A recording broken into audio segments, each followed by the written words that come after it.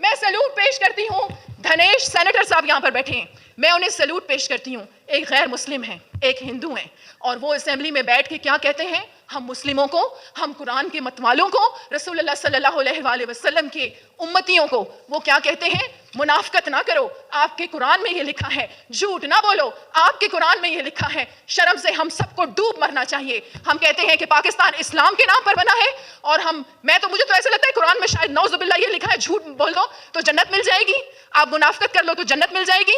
अगर मैं यहाँ पर ये बात करती हूँ झूठ और मुनाफकत ना बोले जाए तो कहते हैं जी फराज सियासत नहीं आती। एक मिनट जनाब स्पीकर, शर्म से बलूचिस्तान को नहीं बनना चाहिए, शर्म से पूरे पाकिस्तान को बनना चाहिए। कि दौर बदल गया, क्या सूरज निकलना बंद हो गया, नौजुबिल्लाह कुरान तब्दील हो गया, नौजुबिल्लाह चांद निकलना बदल गया, क्या दिन और रात तब्दील हो गए?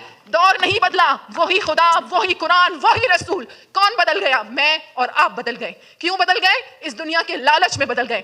आज बलोचिस्तान का जो ये हाल है, आप उस 19 साल के लड़के को जो पहाड़ पे चला गया है, उस जवान खून को क्या बताएंगे? कौन सा नजरिया आप सिखाएंगे? आप सब जिम्मेदार हैं, पाकिस्तान के हालात के जिम्मेदार ये सियासतदान हैं। और आज इस ईवान में जितने लोग बैठे हैं, अपने दिल पे हाथ रख के आपने खुदा को जान देनी है। आप सब ने उसी अंधेरी कब्रों में जाना है और जवाबदेह होंगे खुदा के सामने। तो आप सब होश के नाखून लें, क्योंकि हम जब तक बुनियादी, मेरी बात सुने जनाब स्पीकर, मैं सरियाब में गई, वहां पर जो मैंने लड़कियों को देखा कि वो फुटबॉल का मैच खेल रही हैं, इतनी टैलेंटेड बच्चियां हैं, हमारी बलोच बच्चियां हैं। इसी तरीके से पंजगूर में मैं गई, पंजगूर की जो गुर्बत के हालात हमने देखे, हम तुर्बत गए, हम अबरान में गए। बीएलए कौन है? अबरान में डॉक्टर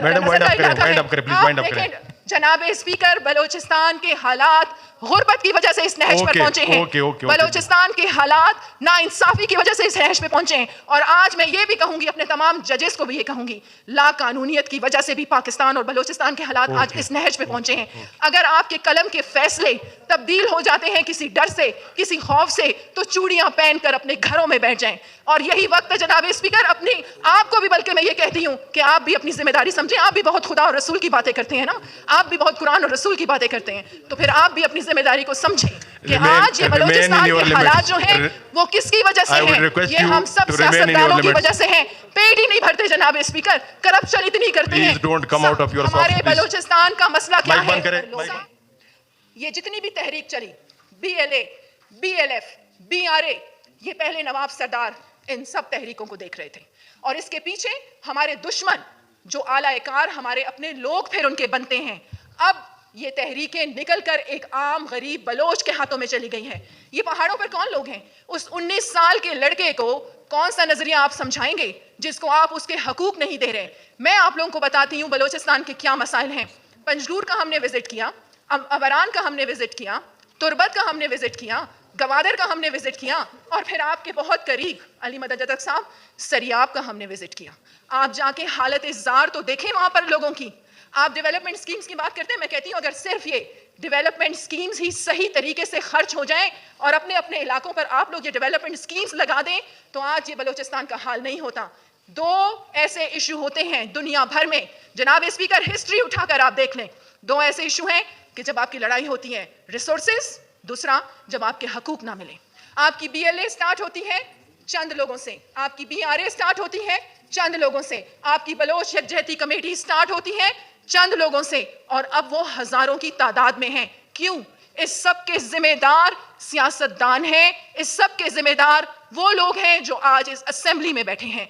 आप सबकी तरक्की हो रही है, एक गाड़ी से 10 गाड़ियां बन रही हैं, एक बंगले से 10 बंगले बन रहे हैं, आप सबके बच्चे बाहर मुल्कों में पढ़ रहे हैं, आपके इलाके इतने गुर्बत का शिकार क्यों हैं? आज मैं आप सबसे ये सवाल करती हूँ। मेरी ये बातें बहुत बुरी लगेंगी, मेरी ये सच भरी बातें बहुत चुभेंगी, लेकिन नहीं जनाब स्पीकर, आज आप मुझे बिल्कुल खामोश नहीं करवाएंगे। आज मैं जब तक अपनी बात कंप्लीट नहीं करूंगी, मैं खामोश भी नहीं होंगी, और मैं बैठूंगी भी नहीं, और मैं वॉक आउट भी नहीं करूंगी जनाब स्पीकर। मोहतरमा, मेरी गुजारिश सुने। आज मैं, क्योंकि आज ये फराजीन शाह की आवाज नहीं है, आज ये आवाज है पाकिस्तान की, आज ये आवाज है बलोचिस्तान की, आज ये आवाज है हर उस गरीब की जिसके हकूक मारे जा रहे हैं। और उसके हकूक कौन मार रहा है? मुझे आप ये बताएं कि प्राइम मिनिस्टर कौन है?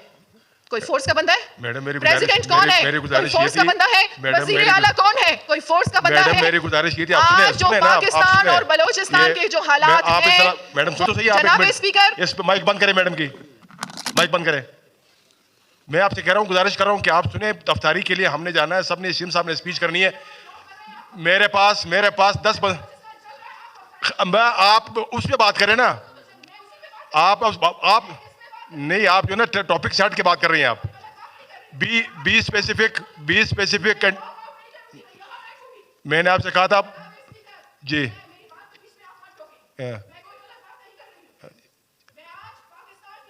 बलोचिस्तान की पाक अफवाज की बात कर रही हूँ। पाक अफवाज कब तक कुर्बानियां देगी? मुझे बताएं, हम उन शहीदों का लहू कब तक बहाएंगे इस सरजमीन पर? क्या हम सबकी जिम्मेदारी नहीं बनती? मुझे आप ये बताएं कि ये सारे यहाँ पर पार्लियामेंट के लोग बैठे हुए हैं। मैडम, आप इल्जाम तराशियां कर रही हैं, आप इल्जाम तराशियां कर रही हैं लोगों के ऊपर। तराशी मैं किसी पे नहीं कर रही, मैं हकीकत बता रही हूँ। कितना बताया आप भी जानते हैं, मैं भी जानती हूँ, और और यहाँ ऐवान में जितने लोग बैठे हैं वो भी जानते हैं।